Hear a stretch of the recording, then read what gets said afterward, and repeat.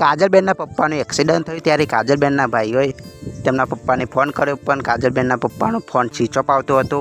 એટલે કાજલબેનના ભાઈઓએ તરત ગાડી લઈને ત્યાં જે જગ્યાએ એક્સિડન્ટ થયું ત્યાં પહોંચી ગયા.